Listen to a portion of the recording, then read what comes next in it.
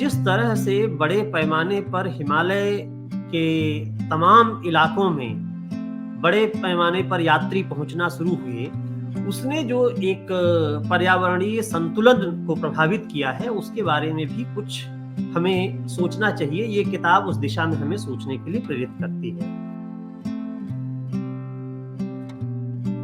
अगर आपकी दिलचस्पी हिमालय के ऊंचे इलाकों के सांस्कृतिक महत्व, उनके भूगर्भ वैज्ञानिक जिस तरह से देखते हैं उसका जो महत्व है उसको समझने में है, या एक तरह से कहा जाए तो हिमालय के सांस्कृतिक इतिहास को समझने में अगर आपकी दिलचस्पी है, तो हिमांक और क्वथनांक एक बहुत महत्वपूर्ण और जबरदस्त पुस्तक है।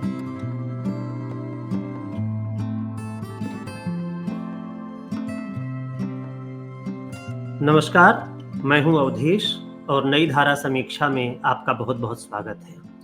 आज मैं आपसे जिस किताब की चर्चा करने जा रहा हूं वह है शेखर पाठक की किताब हिमांक और क्वथनांक के बीच। जब पहले मैंने इस किताब का शीर्षक देखा तो मुझे लगा कि शेखर पाठक लगता है कि विज्ञान लेखन में कुछ करने आ गए हैं, क्योंकि हमने हिमांक और क्वथनांक ये दोनों शब्द फ्रीजिंग पॉइंट और बॉइलिंग पॉइंट के लिए हिंदी में पढ़े थे, विज्ञान में जब आपको पढ़ाया जाता है। लेकिन जब ये किताब हमारे हाथ लगी और हमने इस किताब को देखना शुरू किया, तो अंदर इसमें किताब के साथ एक बायलाइन है कि गंगोत्री कालिंदी खाल बद्रीनाथ यात्रा में निर्जन सौंदर्य और मौत से मुलाकात। और तब शेखर पाठक के तमाम यात्रा वृत्तांतों के बारे में जो स्मृतियां हैं वो ताज़ा हो गईं। और जब इस किताब को मैंने पढ़ना शुरू किया तो लगता है कि शेखर पाठक ने 2008 में जो एक यात्रा की थी, जो कालिंदी खाल और बद्रीनाथ गंगोत्री वाला पूरा रूट जो है उस पे जो यात्रा की थी उन्होंने, उसके बारे में सिर्फ ये एक कहा जाए तो पर्वतारोहण के संस्मरण नहीं है, ना ही ये सामान्य यात्रा वृत्तांत हैं जिनमें कुछ जगहों, कुछ साहसिक कहानियों, कुछ साहसिक पर्वतारोहियों के बारे में बात है।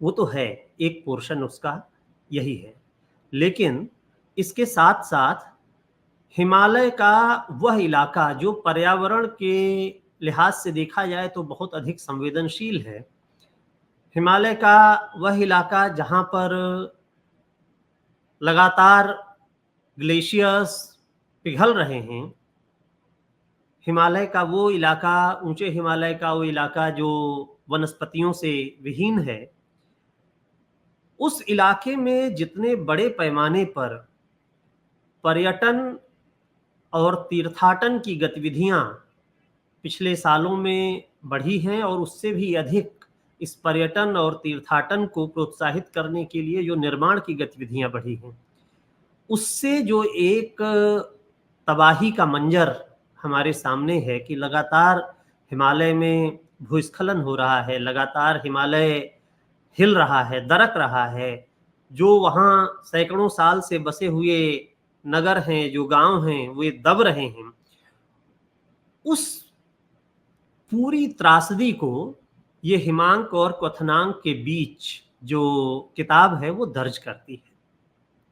अभी हाल फिलहाल में जब गर्मियां शुरू हुई उत्तरी भारत में, तो जिस तरह से बड़े पैमाने पर हिमालय के तमाम इलाकों में बड़े पैमाने पर यात्री पहुंचना शुरू हुए, उसने जो एक पर्यावरणीय संतुलन को प्रभावित किया है, उसके बारे में भी कुछ हमें सोचना चाहिए। ये किताब उस दिशा में हमें सोचने के लिए प्रेरित करती है। दूसरी बात जो महत्वपूर्ण है वो ये है कि ये जिस यात्रा पर शेखर पाठक और उनका समूह निकला था, जो गंगोत्री से शुरू होकर कालिंदी खाल और उसके बाद बद्रीनाथ तक जाने का जो मार्ग है, इसके बारे में वे कहते हैं कि ये कोई तीर्थाटन का मार्ग नहीं है, ये वो रास्ता है जो पौराणिक कहानियों से बच गया, जिसके बारे में कहीं कोई कथाएं नहीं मिलती हैं, जो निर्जन है और जहाँ हिमालय एक आदिम राग गाता है। उसके बारे में जितनी सुंदर भाषा में उन्होंने कहा है, मैं एक अंश उसका आपको पढ़ करके सुना देता हूँ कि हिमालय में कुछ घाटियां अभी भी मानव स्पर्श से बची हैं। ऐसी ही घाटियों में गंगोत्री, कालिंदी खाल, बद्रीनाथ मार्ग गुजरता है। यह न तीर्थ यात्रा मार्ग है और न व्यापार मार्ग। न यहाँ मनुष्य बस्तियां हैं, न स्थापित देवता। जटिल भूगर्भ और भूगोल तो हैं, पर गिनी चुनी जीव वनस्पतियां। पौराणिक कथाओं से यह बच गया है। हिमालय यहाँ आदिम राग गाता है, अत्यंत विलंबित आवाज में। भागीरथी और अलकनंदा की आदि माता धाराएं यहाँ गलों से जन्म लेकर उन्हीं में विलीन हो जाती हैं। बीच बीच में गल और पहाड़, गल यानी ग्लेशियर, टूट और बहकर एक अलग तरह की झनकार पैदा करते हैं। यह राग हिमालय है। तो सन 2008 की बात है, जब इस राग हिमालय को सुनने के लिए शेखर पाठक और इनके साथियों का एक दस्ता निकला था। और एक समय ऐसा आया जब एक जगह पर पहुंच करके भारी मौसम की खराबी और बर्फबारी के चलते इस पूरे दल का न सिर्फ आगे बढ़ना मुश्किल हो गया, बल्कि उनके लिए बचे रहना भी एक बहुत कठिन काम था। और स्थितियां ऐसी बनी कि न सिर्फ शेखर पाठक के दल के 2 लोग मारे गए, बल्कि एक और साथ में यात्रा कर रहा ऑस्ट्रियाई दल था, उसके भी 4 लोग मारे गए। और उन परिस्थितियों में एक किराए का सैटेलाइट फोन लेकर के गया हुआ ये यात्री दल आईटीबीपी से संपर्क करता है बचाव कार्य के लिए, लेकिन मौसम इतना खराब था कि ये बचाव कार्य संभव नहीं हुआ और करीब 48 घंटों तक इस यात्री दल की कोई खबर नहीं थी। ऐसे में हम सब ने और बहुत सारे शेखर पाठक के शुभचिंतकों ने सबसे ज्यादा बुरा होने की बात को करीब करीब स्वीकार ही कर लिया था। लेकिन 48 घंटे के बाद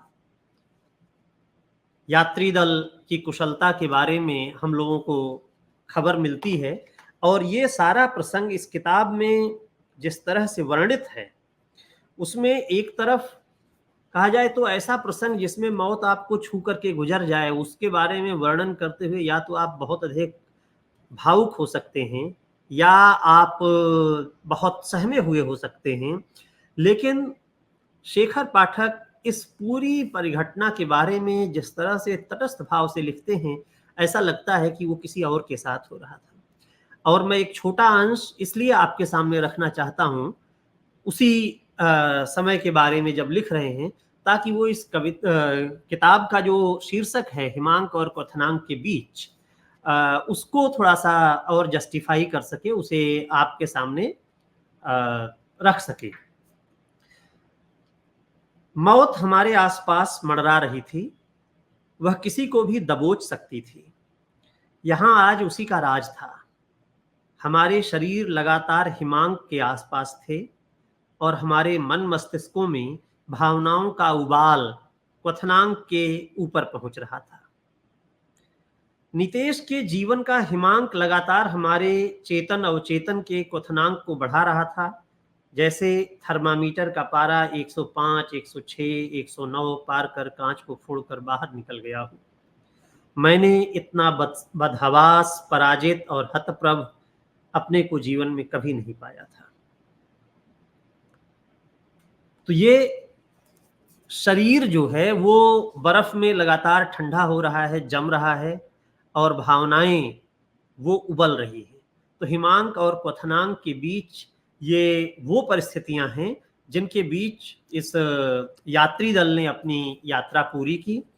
इस पुस्तक को जब हम शुरू करते हैं तो इसकी शुरुआत में ही वो एक मानचित्र दिया गया है जो गंगोत्री, कालिंदी खाल, बद्रीनाथ यात्रा का पूरा मार्ग है जिस पर ये यात्री दल चला था।